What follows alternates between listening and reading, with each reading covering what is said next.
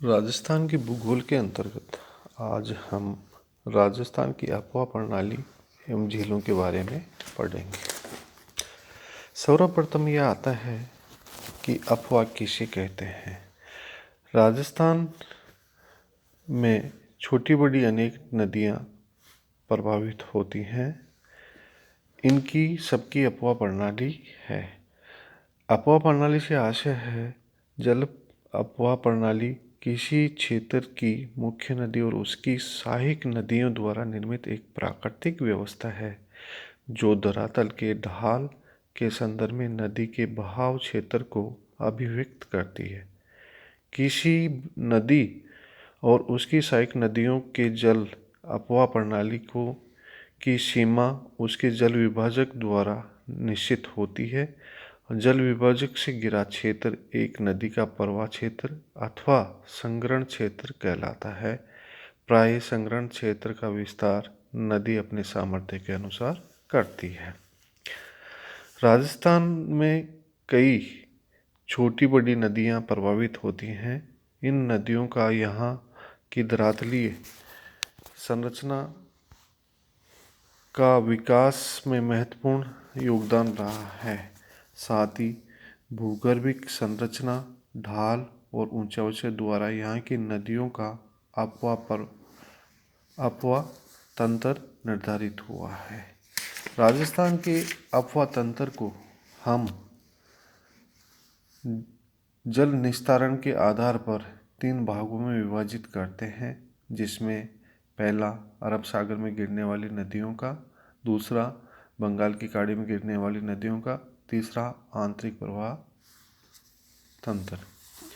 अरब सागर में गिरने वाली नदियों का कुल राजस्थान के धरातलीय क्षेत्रफल का 17.1% भाग है। बंगाल की खाड़ी में गिरने वाली नदियों का आबहवा क्षेत्र राजस्थान के क्षेत्रफल का 22.4% है और आंतरिक प्रवाह क्षेत्र राजस्थान का 60.2% आता है। इस प्रकार सबसे बड़ा आबहवा तंत्र आंतरिक प्रवाह तंत्र ही है।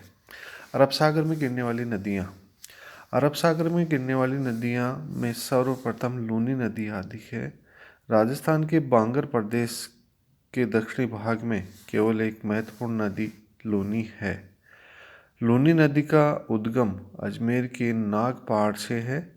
आगे चलकर ये आना सागर होकर लगभग 32 किलोमीटर दूरी तक दक्षिण पश्चिमी भाग तक बहती है तथा जोधपुर, बाड़मेर और जालोर आदि अड़शों क्षेत्रों से गुजरती हुई ये आगे 330 किलोमीटर तक बहने के बाद में कच्छ के रण में प्रवेश कर जाती है। लूनी नदी का आबहवा क्षेत्र लगभग 34,866 वर्ग किलोमीटर है। इस नदी के प्रभावित क्षेत्र के अंतर्गत राजस्थान के आबहवा तंत्र का लगभग 10.4% भूभाग आता है। वर्ष के अधिकांश समय इस नदी का पेटा शुष्क रहता है। वर्षा पोषित होने के कारण केवल ये नदी वर्षा ऋतु में ही बहती है। कई स्थानों पर बालू के ढेर जाने के कारण ये अवरुद्ध हो जाती है। मानसून ऋतु के दौरान इसमें अधिकतम जल प्रवाहित रहता है, तब यह अपने पेटे में निर्मित जमावों को हटाने में असमर्थ रहती है। अरावली पर्वत श्रृंखला के पश्चिमी ढाल से कई छोटी छोटी नदियाँ निकलती हैं जो इसमें मिल जाती हैं, जिनमें मीठड़ी, लीलड़ी, गुहिया, बांडी, सुकड़ी, जवई आदि नदियाँ प्रमुख हैं। ये नदी बालोतरा तक मीठे पानी है। इसके पश्चात इसका जल खारा हो जाता है, जिसका कारण पचपदरा झील और यहाँ मिलने वाली लवणीय भूमि के कारण है। ये खारा पानी इसके कच्छ की खाड़ी में गिरने तक रहता है। लूनी नदी कच्छ के रण में प्रवेश करते समय कई धाराओं में विभक्त होकर वहाँ पर दलदल का निर्माण भी करती है। इसकी सहायक नदी जोजरी नदी नागौर जिले से निकलकर जोधपुर जिले में बहती हुई लूनी नदी में मिल जाती है। इसकी दूसरी सहायक नदी लीलड़ी नदी ब्यावर के पास पहाड़ियों से निकलती है। पाली जालोर की सीमा बनाते हुए समदड़ी यानी सिवाने के पास लूनी नदी में मिल जाती है। तो तीसरी नदी आती है सूकड़ी नदी, भी लूनी नदी की सहायक नदी है। इस नदी का उद्गम पाली जिले के अरावली पर्वत श्रृंखला की मुख्य श्रेणी के पश्चिमी ढाल देसूरी की नाल के पास से है। मीठड़ी नदी का उद्गम पाली जिले की अरावली पहाड़ियों से होता है। बांडी नदी का उद्गम हेमावास से है। ये सब लूनी नदी की सहायक नदियां हैं। दूसरी नदी आती है जवाई नदी। ये लूनी नदी की सबसे बड़ी सहायक नदी है, जो जवाई गोरिया गांव से निकलकर पाली, जालोर, बाड़मेर जिलों में बहती हुई बाड़मेर के गांधव गांव के पास लूनी नदी में मिल जाती है। बांडी, सूकड़ी, खारी इसकी सहायक नदियां हैं। पाली जिले सुमेरपुर के पास इस पर जवाई बांध बनाया गया है, जिसके मारवाड़ के अमृत के नाम से जानते हैं। तीसरी आती है अरब सागर की महत्वपूर्ण नदी। अरब सागर में गिरने वाली महत्वपूर्ण नदी माही नदी। माही नदी मध्य प्रदेश के विंध्याचल पर्वत में स्थित अमरोरू जल क्षेत्र से निकलकर उत्तर की ओर बहने के पश्चात खांडू के निकट राजस्थान के दक्षिणी भाग के जिले में बांसवाड़ा जिले में प्रवेश करती है।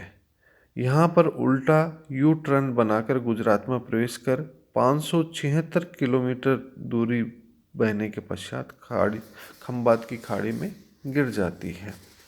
इसकी मुख्य सहायक नदियाँ, जिसमें सोम, जाखम, लाखन, ईरू, एराव, हरन, अनास, चाप, मोरेन आदि हैं। बांसवाड़ा, प्रतापगढ़ और डूंगरपुर जिले में ये नदियाँ बहती हैं। इस नदी के बेसिन में छप्पन का मैदान भी कहा जाता है। बांसवाड़ा में इस नदी पर माही बजाज सागर बांध बनाया गया है। इसके साथ ही कागदी पिकअप बांध बनाया गया है और गुजरात में कंडाना बांध बनाया गया है। वेणेश्वर और गलियाकोट इस नदी के प्रमुख तीर्थ स्थलों में है। चौथी नदी आती है अरब सागर में गिरने वाली सोम नदी। सोम नदी उदयपुर जिले के ऋषभदेव के पास बाबलवाड़ा के जंगलों में बिच्छीमेड़ा पहाड़ियों से निकलती है। शुरू में दक्षिणी पूर्वी दिशा में बहती हुई फिर डूंगरपुर जिले की सीमा के साथ बहते हुए आसपुर के पास बेणेश्वर नामक स्थान पर माही नदी में मिल जाती है। सोम नदी उदयपुर और डूंगरपुर के बीच में सीमा बनाती है।